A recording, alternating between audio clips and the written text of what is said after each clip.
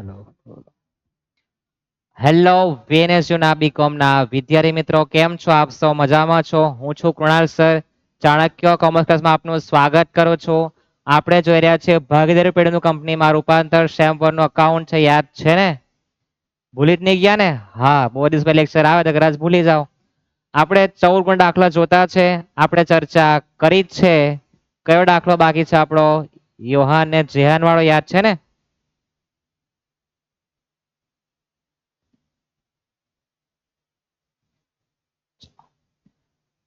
વાંચો રકમ. તમને કેટલું યાદ છે ને મને કેટલું યાદ છે આપણે જરાક યાદ કરી લઈએ. નામ છે યોહાન અને જેહાન. મૂડીના પ્રમાણમાં નફો નુકસાન વહેંચતા ભાગીદારો છે. તમને એમનું પાકું સર્વે આપેલું છે, નજર મારો પાકા સર્વેમાં. તો તમને જવાબદારી મિલકતો આપેલી છે, રકમ જોઈ લેવી.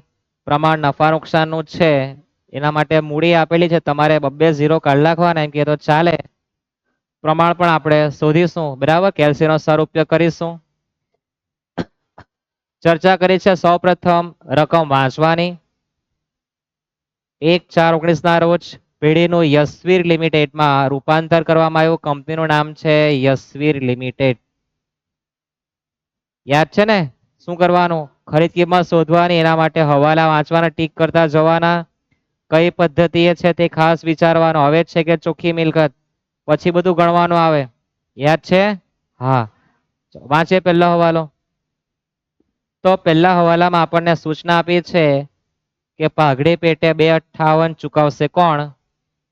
દેખાય ને કંપની બધાને? કંપની વાળા પાઘડી આપતા હોય તો ચોખ્ખી મિલકત જ આવે. 100% જેવું સમજીને લખી દેવાનું. ચોખ્ખી મિલકતની પદ્ધતિ મુજબ ખરીદ કિંમત શોધાશે. કઈ પદ્ધતિ એ? ચોખ્ખી મિલકત. કેમ? હવાલામાં પાઘડી આપે, ચોખ્ખી મિલકત 100%. નંબર 2, દેવાદારો પર 9% ગાલખાતા અનામત રાખવી. ખરું કરી દઈએ. 2 નંબરનું બકરું આવેલું છે, એમાં ગાલખાતા અનામત બાદ થાય કે પ્લસ થાય જે ચર્ચા કરીએ પછી. સ્ટોક યંત્ર અને સ્ટોક બજાર કિંમતે લે છે. આપણે ચર્ચા ગઈકાલે બજાર કિંમતની બી કરી હતી, અગાઉ લેક્ચરમાં, યાદ છે ને?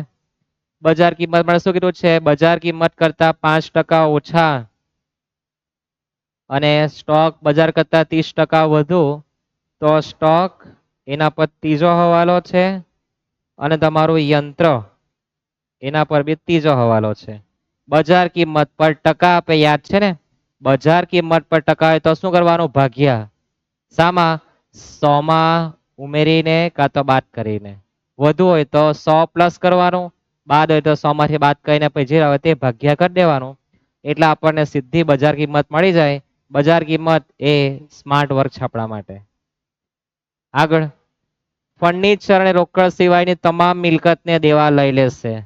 ના કે ભાઈ તમારું ફર્નિચર વાહિયાત છે, બહુ જૂનું છે, અને તમારા જે રોકડા છે એ બધા 2,000 ની તમારી નોટ છે, 20-40 રૂપિયા તમારા નહીં જોઈએ. બંધ થઈ ગયેલી નોટ મારે કઈ કામની નથી. આવું યશવીર કે પેઢી વાળાને કે ભાઈ તારા 20,000 રૂપિયા, 40,000 રૂપિયા જે છે, 2,000 રૂપિયા નોટ મને જોઈતી નથી, તારે નાખ્યા RBI માં.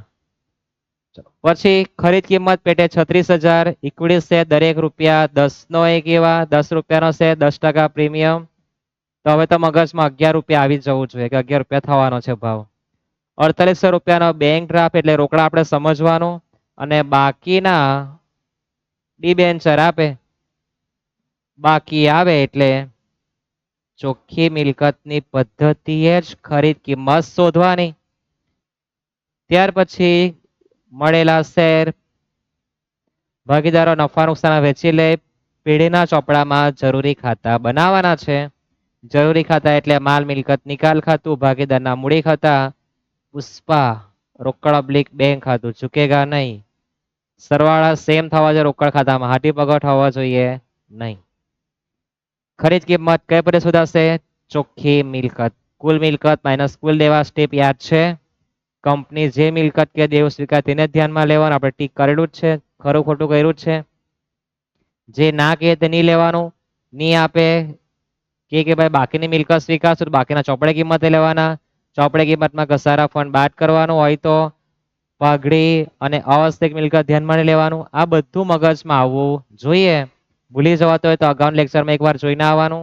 અને નોટમાં બધા જ નિયમ લખી દેવાના. એટલે પછી આ તમારે કથા સાંભળવાની. તો કથામાં ખબર પડે કે હરિરસ ખરેખર મીઠો છે, ખારો કે તુરો નથી, કડવો પણ નથી. ખરીદ કિંમત ગણીએ આપણે એક કોરું પેજ લઈ લઈએ.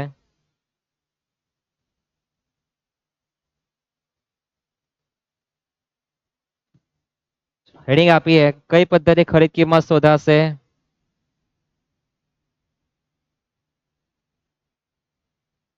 ખરીદ કિંમતની ગણતરી કૌંસમાં ચોખ્ખી મિલકત. ચોખ્ખી મિલકતનું આપણું જે સૂત્ર છે, કુલ મિલકતો માઇનસ કુલ દેવા. કોઈની ઈચ્છા હોય તો લખે સ્વીકારેલી મિલકત. સ્વીકારેલા દેવા બે સ્ટેપ છોડ દેવાનું. એક બાજુ પર મિલકત, બીજી બાજુ પર દેવા લખવાના. જે પણ કંપની વાળા સ્વીકારે તેની ચર્ચા કરવાની.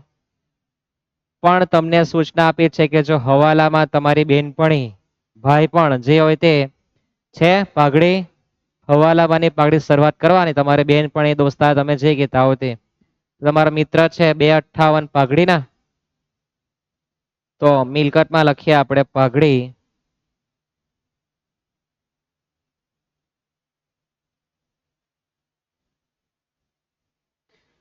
પાઘડી આવી ગઈ છે કેટલી? 2,58,000. પછી તમારે મિલકતમાં જોવાનું, ખરું કર્યું હોય તો હવાલો છે રકમ લખવાનું. ચોકડી મારી લખવાની જરૂર નથી. અને જ્યાં કઈ નહીં કર્યું ત્યાં બેઠું લખવાનું છે. યાદ રાખજો આટલું. રોકડ લખવા ચોકડી મારી. દેવાદાર નંબર 2 માં વાંચવા કીધું કે 9% ગલખાત અનામત રાખવાની. તો તમારા દેવાદારો તમારી પર છે કેટલાના? કેટલાના છે? 1,80,000. ગાલખાત અનામત સીધા -9% કરી દો. કેલ્સી લેતા આવજો, મારી પર બી નથી, ગાયબ થઈ ગયેલી છે. કેલ્સી ના થોડા પગ આવી ગયા હતા, બે સ્ટેપ ભાગી ગયા હતા, ઉશ્કેલ આવ્યો એને મેં. 1,80,000 -9%, તો 1,63,800 થવાના છે. એમ કે દેવાદારો 1,63,800.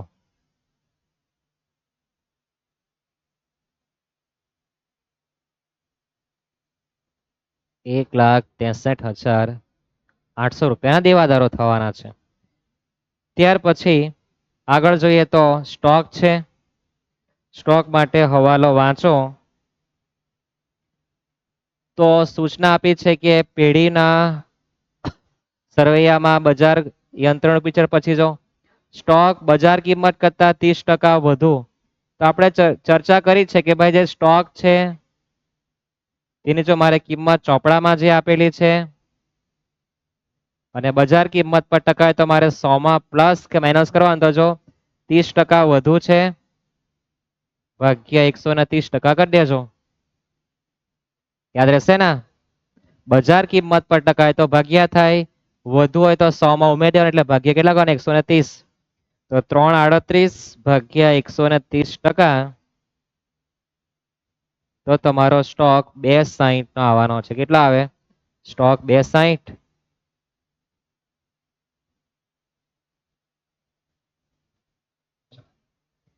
ત્યાર પછી સ્ટોક નું પિક્ચર પટી ગયું, દેવાદાર આવી ગયા, રોકાણો. સૂચના કઈ આપી? એવું કીધું કે ફર્નિચર અને રોકડાની સ્વીકાર, એનો મતલબ કે રોકાણો સ્વીકારેલા છે. ચોપડામાં આપેલા કેટલા છે? 80,000. રોકાણો સામે એનું કઈ રોકાણ વધઘટ ફંડ આપ્યું તો બાદ કરી દેવાનું, એવું કઈ આપેલું નથી. રોકાણ લખવાના કેટલા? 80,000. તો આપણા રોકાણો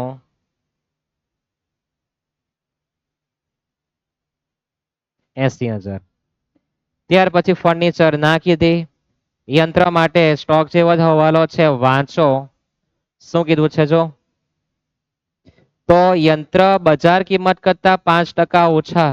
બજાર કિંમત પર ટકા, તો બજાર કિંમત પર ટકા હોય તો 100 માં ઉમેરીને ભાગ્યા કરવાના, આ તો બાદ કરવાનું. તો ઓછા છે એટલે 100 - 5, એટલે ભાગ્યા શું કરવાનું? 95%. તો 2 લાખ આવે. કેલ્સી વાપરવાની. બહુ સરસ કેલ્સી તમને હાથમાં આપી જ હોય 100 રૂપિયા બે 200 રૂપિયા મારી પર છે 100 રૂપિયા જરૂર શું છે જો વધારે મોંઘી લાવવાની 1,90,000 ભાગ્યા 95 પછી ટકાનું બટન 2 લાખ दिखेंगे आपको दिखाई दिए 2 લાખ આવવાના છે લખીએ આપણે યંત્ર 2 લાખ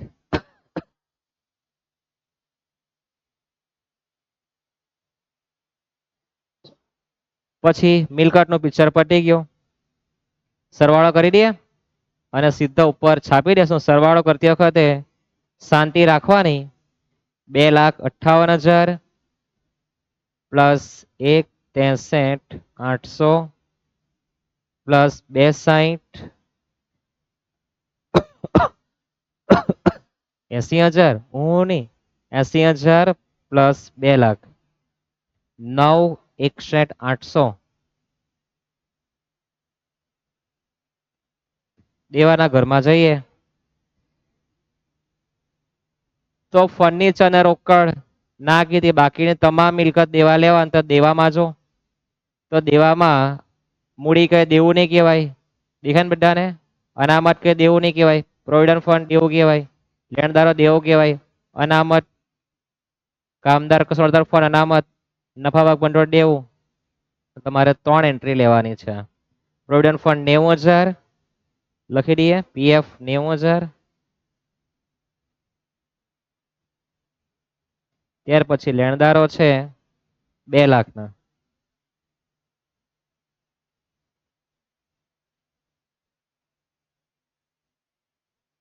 ત્યાર પછી કામદાર નફા ભાગ ભંડોળ આપણને કેટલો આપેલો છે 30,000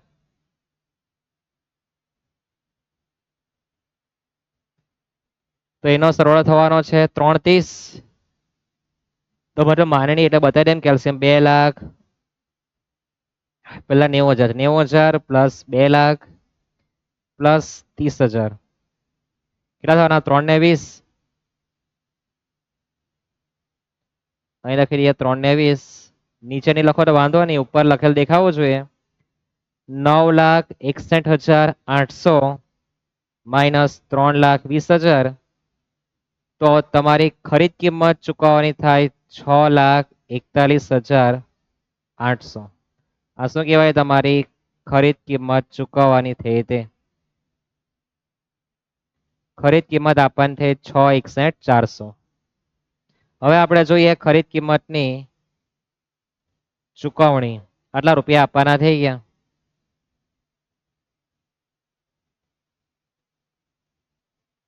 ખરીદ કિંમતની ચૂકવણી માટે વાંચો શું કીધું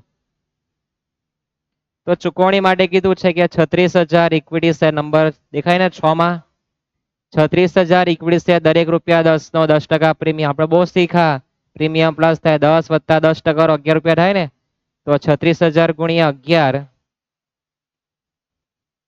36,000 ગુણ્યા 11 એટલા રૂપિયાના શું આપે આપણને ઇક્વિટી શેર આપે તો 36,000 ગુણ્યા 11 કરો તો 3,96,000 આટલા રૂપિયાના તમારા ઇક્વિટી શેર પછી તમને રોકડા આપે 4,800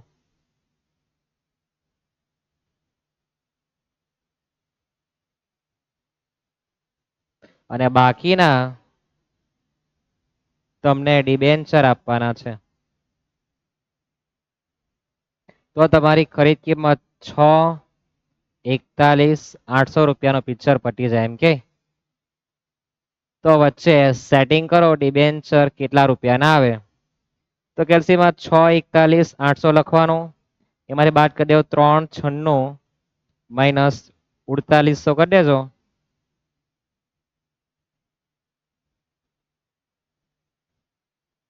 તો 2,41,000 રૂપિયાના તમારે ડિબેન્ચર આપવાના થાય સરવાળે એકવાર ચેક કરી લેજો સૂચના છે બાકીનો રૂપિયા 100 નો એવા 9% ડિબેન્ચર આપવાના છે દેખાય છે ને એટલે આપણે સીધું લખી દીધું છે કે 9% ડિબેન્ચર છે 9% એ આખા વર્ષના કેવાય એવું તમે બધું શીખીને આવ્યા હશે આપણે માની લઈએ તમને બધું આવડતું છે ચર્ચા કરતા નથી 641 માંથી બાદ કરવાના શેરના 396 માઇનસ તમારા 4800 4800 નહીં 4800 બાદ કરો 4800 તો 241 ના ડિબેન્ચર આવવાના છે. તમારી ખરીદ કિંમત થઈ ગઈ.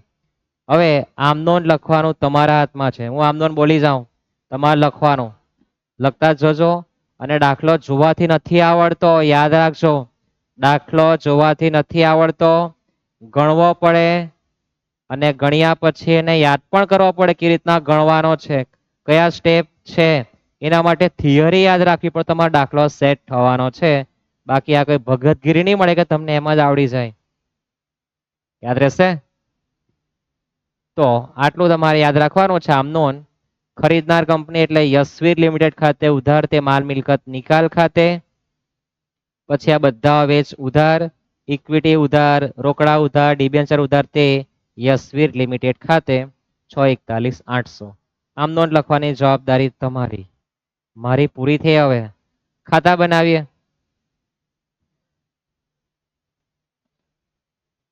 તો સૌપ્રથમ આપણું માલ મિલકત નિકાલ ખાતું, ત્યાર પછી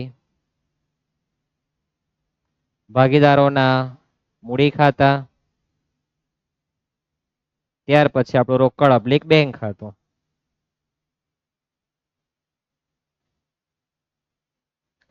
ફટાફટ લીટા દોરી દેવાના. લીટા પણ કોઈ માર્ક નથી આપવાના. જેના માર્ક આપવાના છે એના પર ખાસ ધ્યાન આપવાનું.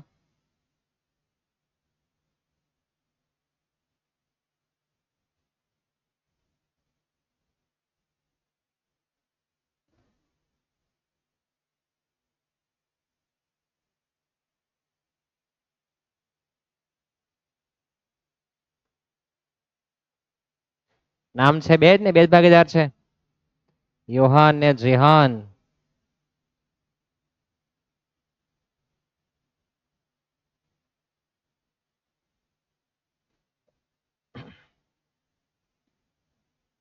આ તમારું માલ મિલકત નિકાલ ખાતું, વિગત રકમ રૂપિયા, વિગત રકમ રૂપિયા,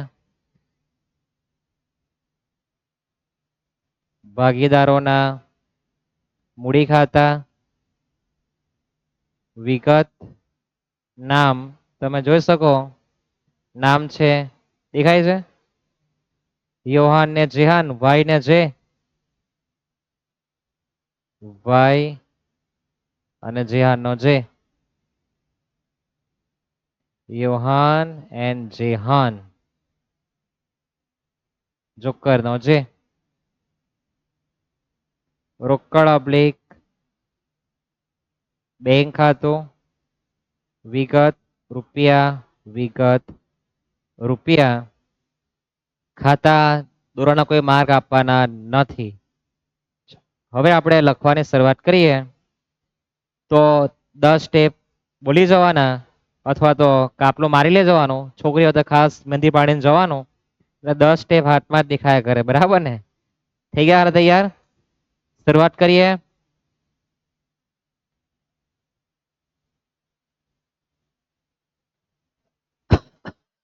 તો શરૂઆત ક્યાંથી કરવાની? તો શરૂઆત આપણે પહેલા એ કરીએ કે આપણે જે નફા નુકસાનનું પ્રમાણ છે મૂડીમાંથી આપણે શોધી નાખીએ. તો તમને જે મૂડી આપી છે 1,92,800 અને 2,89,200. બબ્બે ઝીરો ને આપણે કાઢી નાખીએ. હવે તમે એવું શીખ્યા કે મોટે ભાગે પ્રમાણ 1:2, 2:1, 3:2, 4:1, 5:1 એવું જ આવવાનું છે. તો રકમમાં જરાક જો 1928 છે, આપણે 1928 ભાગ્યા 2 કરીએ, ભાગ્યા 2 કરતા 964 આવે. પછી આ જે 2892 છે એના ભાગ્યા 3 કરો તો પણ કેટલા આવે? 964. એ થવાના કેન્સલ. તો આપણું નફા નુકસાનનું પ્રમાણ 2:3 થવાનું છે. આવું જોઈએ મોટે ભાગે. તમે જો પેલો 19 અને 28 છે તો 9 દુ 18, 9 10 27 નજીક સંખ્યા દેખાય ને, એટલે ભાગ્યા 2 ને 3 મેં કરવું છે કે જારું મત નથી કર્યું. ઘડિયા આવડતા હોય તો તમને થોડું સમજ સારી પડશે. તો પ્રમાણ નફા નુકસાનનું 2:3 છે. લખી દઈએ નફા નુકસાનનું પ્રમાણ 2:3. હવે આપણે બાકી લખવાની શરૂઆત કરીએ. તો મૂડી આપણને આપી છે, તમે જોઈ શકો. યોહાન 1,92,800 છે, જેહાન 2,89 200 છે. મૂડી ખાતામાં બાકી આગળ લાવ્યા. શું કેટલી મૂડી છે? 1,92,800 ને પહેલાની. તો 1,92,800. બાજુવાળાની કેટલી છે? 2,89 200.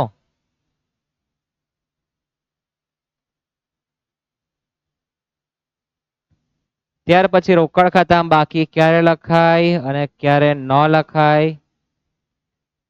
તો રોકડ ખાતામાં ચોકડી મારી હોય તો બાકી લખવાનું. જો એ ના બોલે તો આપણે હા સમજવાનું, અને જો એ હા બોલે તો આપણે શું સમજવાનું? ના. અને બહુ ઝડપથી હા બોલે તો દાળમાં કાળું સમજવાનું. યાદ રહેશે? ફરી એકવાર રિપીટ કરીએ. રોકડ ખાતામાં બાકી ક્યારે લખાય? જો ચોકડી મારે એટલે કે ના હોય તો આપણે સા સમજવાની, હા જ છે નહીં. અને જો એ હા કે એટલે ખરું કર્યું હોય એટલે ના સમજવાનું. અને જેટલું ઝડપથી ખરું કર્યું હોય એટલું જ હામાં એનું ના હોવાનું છે, દાળમાં કાળું જ હોય. બરાબર? ના તો બાકી લખવાનું. ચોકડી મારી એટલે બાકી લખવા જવાનું. તો બાકી છે કેટલી? 40,000. એટલે નામાં હા હોય અને હામાં ના હોય. જેટલું ઝડપથી હા બોલે એટલું દાળમાં કાળું હોય. અને જેટલી ઝડપથી ના કહે એટલી જ રંગીન દુનિયા હોય. યાદ રાખજો આ. ત્યાર પછી જે પણ મિલકત દેવા આપ્યા છે તે પહેલા અનામત વેચવા જવાની. યાદ છે ને? ત્રીજો સ્ટેપ. સામાન્ય અનામત 1,25,320 છે.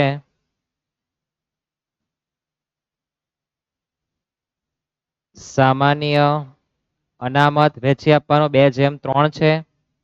કેલ્સી લાવવાની. કેલ્સીમાં 0 કરીને ચાલુ કરવાનું. 1,25,320. પ્રમાણ છે 2:3, એટલે પહેલા ભાગ્યા કરવાનું. ભાગ્યા 5 ગુણ્યા 2 પછી બરાબર. તો 50,128 આવે. 50,128 નહીં કે 28. કોને ઉઠાવી લીધાનો હમણાં હવાની પોરમાં? 75,192.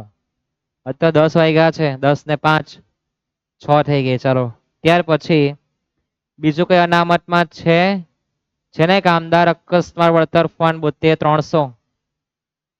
તો 72,300 વેચી આપવાના. મૂડી ખાતામાં જમા બાજુ બે અનામત છે. કામદાર અકસ્માત વળતર ફંડ 72,300 ભાગ્યા 5 ગુણ્યા 2 પછી બરાબર. તો ફરી પાછો 28,28 920 પગાડે 3 પછી બરાબર. 43,380 વેચાઈ ગયું. 2 જ અનામત હતી. તો બાકી લખાયા પછી અનામત વેચી આપવાનું યાદ જ રહેવું જોઈએ. પછીનો સ્ટેપમાં મિલકત દેવા તે જ કિંમતે છાપી દેવાના. ચલો છાપવાનું આપણે ચાલુ કરીએ. બીજી કોઈ અનામત આપણને આપી નથી. છે કોઈ અનામત બાકી રહી ગઈ? દેખાય તમને કોઈ અનામત છે હજુ કોઈ? નથી ને? નજર મારવાની. આ બાજુ કઈ દેખાય? અવાસ્તવિક મિલકત છે કઈ નથી આપ્યું. જઈએ આગળ. રોકડ ઓબ્લિક બેંક ખાતું લખાઈ ગયું છે. દેવાદારો 1,80 છે.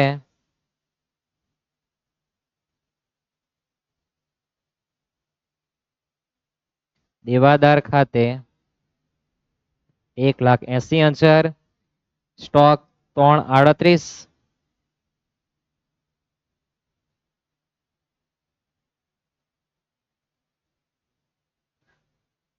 ત્યાર પછી રોકાણો 80,000.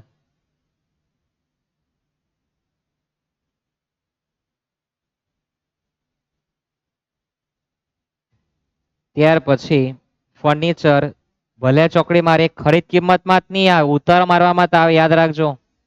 ચોકડી મારી એક ખરીદ કિંમતમાં નહીં આવે, ઉતારો મારવામાં તો આવે જ, પેઢીમાં જ લખવાનું જ. ફર્નિચર 1,71,620.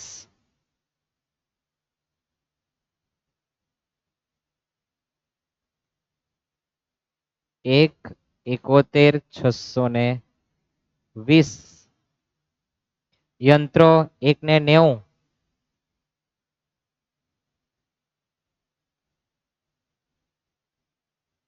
1,90,000 યંત્ર. તો મિલકત નો પિક્ચર પટી ગયો. દેવાના ઘરે જઈએ, મૂડી ખાતામાં લખાઈ ગયું છે. સામાન્ય અનામત એ પણ મૂડી ખાતા વેચી આપ્યું છે. પીએફ લખવાનું 90,000.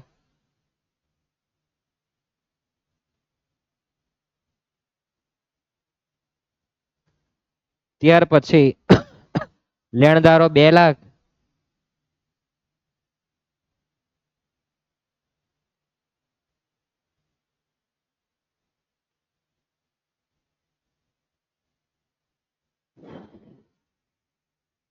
ત્યાર પછી કામદાર અકસ્માત ફંડ આવી ગયો છે. કામદાર નફાભાગ ભંડોળ 30,000 છે.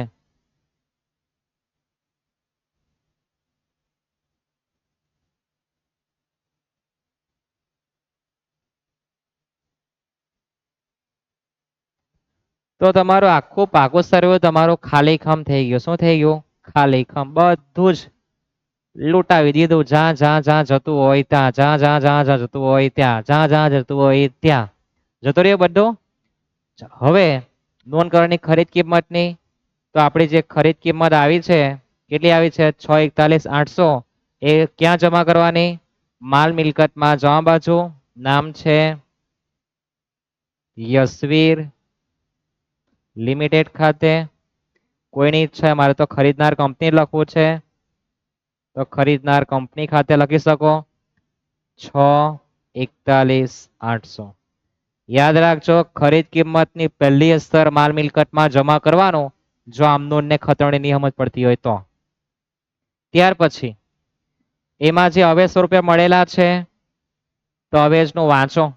છે કોઈ હવાલો કે અમુક શેર વેચા નામ તેમ છે? કઈ સૂચના આપી નથી. તો અવેજમાં જે આપણને મળેલું છે ઇક્વિટી શેર છે, એ મૂડી ખાતા વેચી આપવાનું નફા નુકસાનના પ્રમાણમાં. હવાલામાં એમ તો કીધું જ છે, તમે જોઈ શકો કે મળેલા શેર ને ડિબેન્ચર તેમના નફા નુકસાનમાં વેચી લીધા છે, તો આપણે વેચી આપીએ. સૌપ્રથમ ઇક્વિટી શેર વેચી આપવાના. કેટલા છે? તો તમારા શેર છે 3,96,000 ભાગ્યા કેટલા કરવાના? 5 ગુણ્યા 2 પછી બરાબર કરો તો 1,58,400 પછી 3 પછી બરાબર 2,37,600. યોહાન ને ધ્યાનમાં લખાઈ ગયું છે. પછી આપણને ખરીદ કિંમતમાં આપેલું છે રોકડા છે 4,800. તો રોકડ ખાતામાં ખરીદનાર કંપની ખાતે. ઈચ્છા હોય મારે તો યશવીર લિમિટેડ લખવું છે, તો એ વાંધો નથી. પછી આપેલું છે ડિબેન્ચર. ડિબેન્ચર પણ વેચી આપવાના છે. ડિબેન્ચર જો કેટલા રૂપિયાના છે? 2,41. 2,41 ભાગ્યા 5 ગુણ્યા 2 પછી બરાબર 96,400.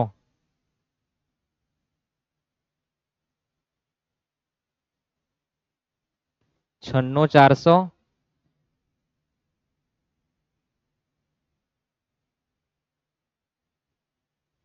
અને 3 પછી બરાબર 1,44,600. તો તમારા અવેજ પણ વેચાઈ ગયા. વધારાના છુપાવાલામાં જોઈએ તો નંબર 5 માં જો ફર્નિચરના 14% ઓછા પૈસા. તો આપણું ફર્નિચર જો 1,41,620 નું છે, જે કંપની વાળા નહીં લઈ ગયેલા, તો આપણે એને વેચી માર્યું 1,71,620. 14% ઓછા પૈસા તો 1,71,620 માઇનસ 14% કરો, કેટલા આન્સર આવે? સીધું જેવું લખ્યું તેવું દેખાય ને, 171,620 -14 પછી ટકાનું બટન, તો તમારો આન્સર 1,47,593.2 આવે. આપણે 20 પૈસા કાઢી નાખશું, આટલા રૂપિયા આપણને મળવાના છે. મળદ રૂપિયા આવે. અહીં લખવાનું માલ મિલકત નિકાલ ખાતે કૌંસમાં ફર્નિચરની ઉપજ 1,47,593. એને માલ મિલકતમાં શું કરી દેવાનું? જમા બાજુ રોકડ ખાતે કૌંસમાં ફર્નિચર લખી દેવાનું 1,47,593. તો જે મિલકત કે દેવું નહીં લઈ જાય તે આપણે વેચી નાખવાનું, મિલકત દેવો ચૂકવી આપવાનું. મિલકત વચ્ચે રૂપિયા આવે એટલે આપણે ઉધાર બાજુ રૂપિયામાં લખેલું છે રોકડ ખાતામાં અને જતું રહ્યું છે. વિસર્જન ખર્ચ 10,800 થયો છે, તો વિસર્જન ખર્ચ માલ મિલકતમાં ઉધાર બાજુ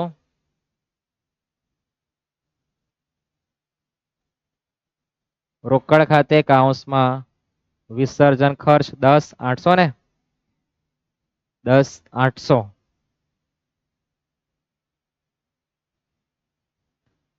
અને રોકડ ખાતામાં જવા બાજુ વિસર્જન ખર્ચ 10,800. જે મિલકત કે દેવું છે તે આપણે માટે છુપો હવાલો અને આ વિસર્જન ખર્ચ એ વધારાનો હવાલો કે બધા હવાલા પૂરા થઈ ગયા છે. હજુ કઈ બાકી હોય તો તમે જોઈ શકો, એ બાકી છે નથી ને? ચોકડી મારી તે વસ્તુ આપણે આવી ગયું છે. હવાલામાં જો કશે કઈ આપેલું છે? હજુ કઈ આપેલું નથી. તો હવે આપણે ખાતા બંધ દ્વારા ભાગીએ. આપણે સૌપ્રથમ બંધ કરીએ આપણે માલ મિલકત નિકાલ ખાતું. તો માલ મિલકતમાં તફાવત કેટલા આવે છે? નક્કી એવું કરી લો કે આપણો નફો જ આવવો જોઈએ. આવો છે નફો જ. તો સરવાળો કરીએ પેલા જવા બાજુના 90,000 પ્લસ 2 લાખ વત્તા 30,000 6,41,800 પ્લસ 1,47,593. તમારો સરવાળો 11,09,393 આવે. એમાંથી માઇનસ કરવાના 1,80,000 minus 3,38 minus 80,000 minus 1,71,620 minus 1,90,000 minus 10,800 કરો તો તમારો આન્સર 1,38,973 રૂપિયા આવવાનો છે. કેટલા આવે? 1,38,973. શું થઈ ગયો? આ નફો. નફો કોણ લે જવાનો? ભાગીદાર ભાગ. તે લખવાનું ભાગીદારોના મૂડી ખાતે ક્વેશ્ચન માર્ક માલ મિલકતમાં ઉધાર તો અહીંયા જમા, તા મૂડી ખાતા હતા એટલે મામી ખાતે 1,38,973 ભાગ્યા 5 ગુણ્યા 3 પછી બરાબર કરો તો 83,383.8 છે એટલે આપણે 84 કરી દેવાના. 3 પછી બરાબર અને 2 પછી બરાબર. તો 2 માં તો ખોટું લખાઈ ગયેલું છે.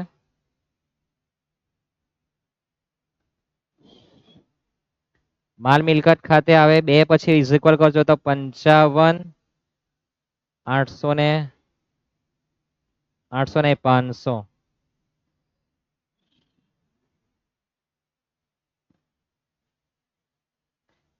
55,589.2 છે આપણે કાઢી નાખીએ. 3 પછી બરાબર કરો તો 83,384 રૂપિયા. આપણો જે 3 રૂપિયાનો ગાળો છે એ સેટ થવો જોઈએ. બંધ કરીએ ભાગીદારના મૂડી ખાતા. તો સૌપ્રથમ તફાવત જોઈએ તો ઉધાર બાજુ પર આવે તેવું દેખાતું છે મને. તો કેટલા આવે છો એ ક્યાં લઈ જવાનું છે? રોકડ ખાતે. સરવાળા સમય તો કરવાના, બાકી તફાવતના જ માર્ક છે. 1,92,800 પ્લસ 50,128 પ્લસ 28,920